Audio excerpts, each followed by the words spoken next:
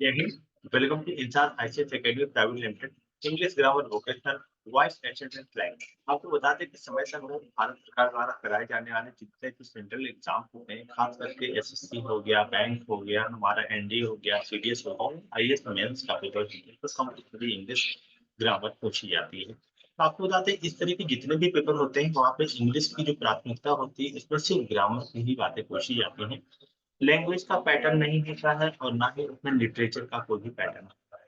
तो अगर इंग्लिश को ही अगर हम लोग सामान्य भाषा में डिवाइड कर लें तो एक इंग्लिश लैंग्वेज होती है जो आमतौर की भाषा में उपयोग की जाती है। एक इंग्लिश लिटरेचर होती है जिसे कि हम प्राथमिकताओं को लेते हुए जो भी प्राचीन हमारा इंग्लिश का संस्करण रहा है, जिसे हम प्राचीन तरह से या हम ये कह सकते हैं कि हमारा जो भी पुराने समय से जो हमारा इंग्लिश का इतिहास रहा है, वो चीज़ें उसमें पूछी जाती हैं।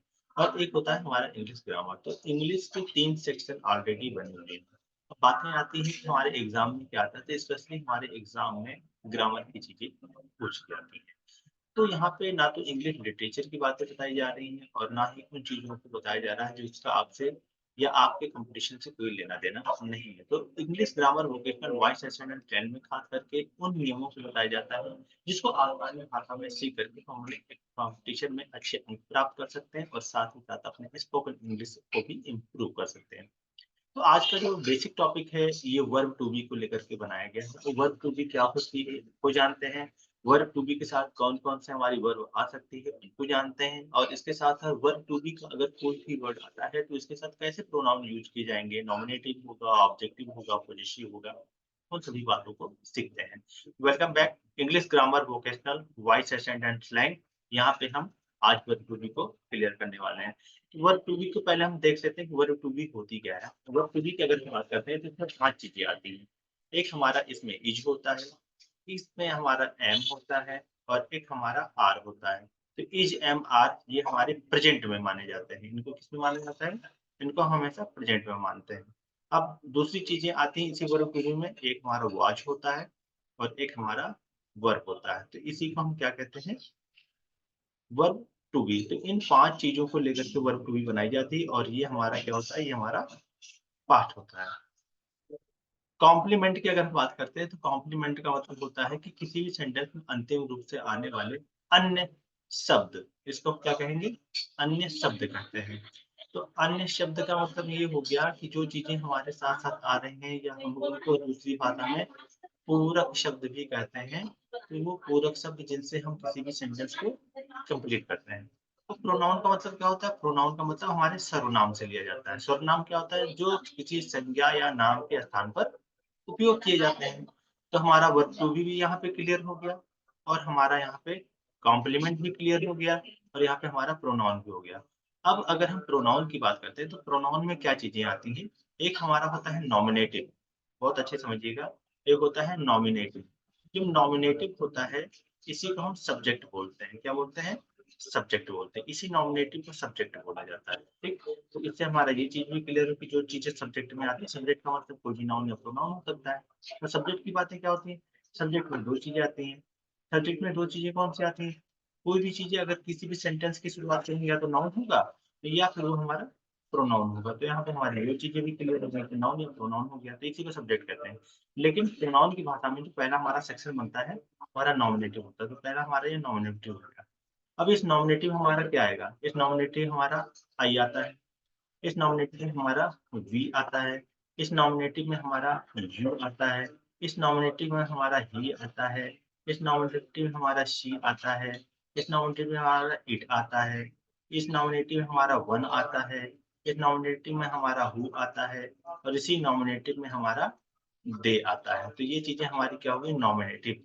तो इसी को हम सब्जेक्ट बोलते हैं। सब्जेक्ट हमारा नाउन या प्रोनाउन हो सकता है। प्रोनाउन की चीज़ें क्या है? I, we, you, he, she, it, one, who, they. ये हमारा प्रोनाउन हो गया। तो नाउन में अगर यही चीज़ें आएँगी तो किसी का नाम आएगा। क्या आएगा?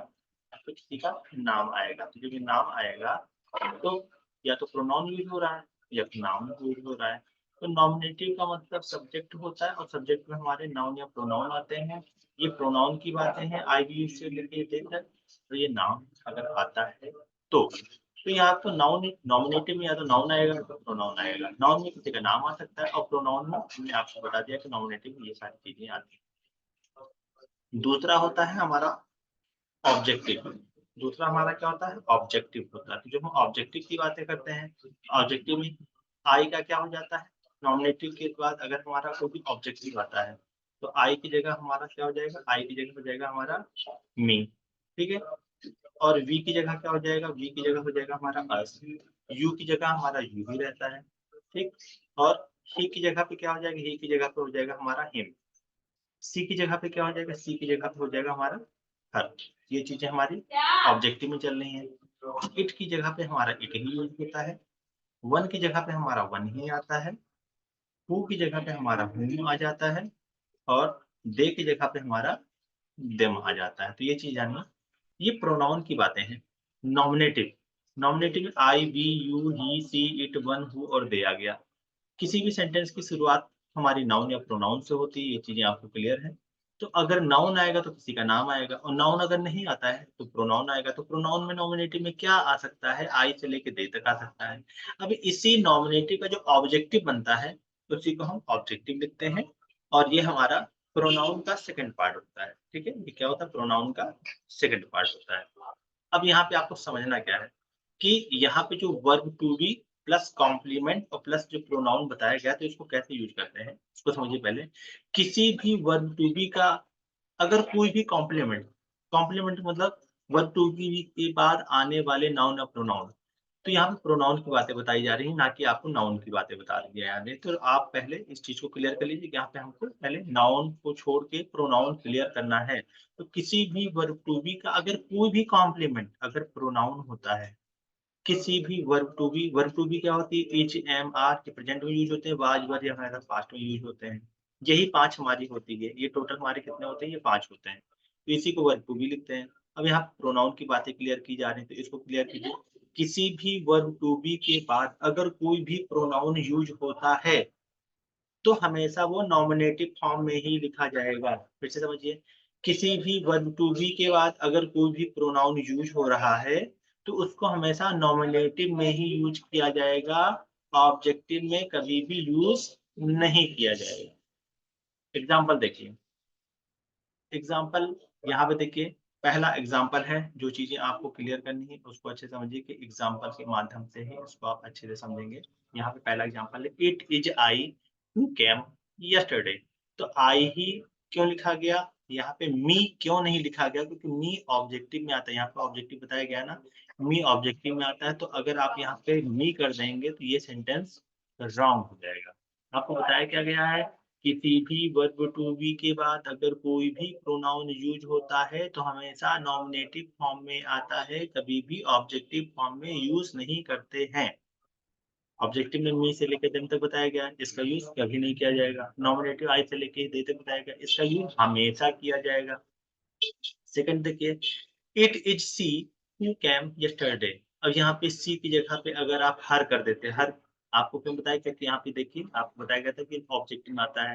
अगर आप यहाँ पे हर का यूज कर देंगे तो ये सेंटेंस रॉन्ग माना जाएगा। इसलिए हमेशा नॉमिनेटिव का ही यूज किया जाएगा। इसलिए हमेशा नॉमिनेटिव का ही यूज किया जाएगा। थर्ड सेंटेंस देखिए, it is they who came yesterday. यहाँ पे दे लिखा गया। अगर यहाँ पे आप इसका ऑब्जेक्टिव देम लिख देते तो ये सेंटेंस रॉन्ग माना जाता। क्यों? क्योंकि ये हमारा ऑब्जेक्टिव हो जाता। हमेशा किसी भी वर्ब टू बी के बाद अगर कोई भी प्रोनाउन यूज होता है, तो हमेशा नॉमिनेटिव फॉर्म में आता है, कभी भी ऑब्जेक्टिव फॉर्म में उसका यूज नहीं करते हैं।